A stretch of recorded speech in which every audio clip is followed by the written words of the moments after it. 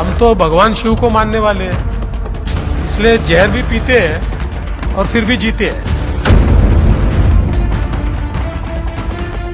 मी देवेंद्र गंगाधरराव फडणवीस ईश्वर साक्ष शपथ घेतो की मी महाराष्ट्र राज्याचा मुख्यमंत्री म्हणून माझी कामे निष्ठापूर्वक व शुद्ध बुद्धीने पार पाडीन। मी देवेंद्र गंगाधरराव फडणवीस ईश्वर साक्ष शपथ घेतो की मी महाराष्ट्र राज्याचा उपमुख्यमंत्री म्हणून माझी कामे निष्ठापूर्वक व शुद्ध बुद्धीने पार पाडीन। अमित शाह यांचं ट्वीट आलेलं आहे, अतिशय बोलकं ट्वीट आहे। भाजपा अध्यक्ष श्री जेपी नड्डा जी के कहने पर ही श्री देवेंद्र फडणवीस जी ने बड़ा मन दिखाते हुए महाराष्ट्र राज्य और जनता के हित में सरकार में शामिल होने का निर्णय लिया है।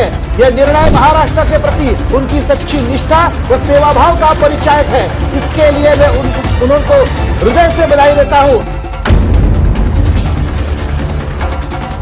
सभागृहाला आणि महाराष्ट्राला मराठा समाजाच्या संदर्भात मी काय केलं नीट माहिती आहे। मराठा समाजाला मी आरक्षण दिलं, या सभागृहाने दिलं, मी मुख्यमंत्री होतो, ते हायकोर्टात टिकवलं, जोपर्यंत मुख्यमंत्री होतो सुप्रीम कोर्टात टिकवलं। त्या ठिकाणी सारखी संस्था सुरू करणं असेल, अण्णासाहेब पाटील आर्थिक विकास महामंडळाच्या माध्यमातून त्या ठिकाणी कर्ज देणं असेल, या सगळ्या योजना त्या काळामध्ये आपण सुरू केल्या।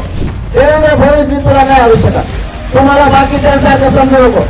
तू ब्राह्मणी कावा करायला जाशील, बाकीच्या ब्राह्मणाला काय नाही करणार, तुला सुट्टी नाही, तुला आयुष्यातून उठून पुऱ्या।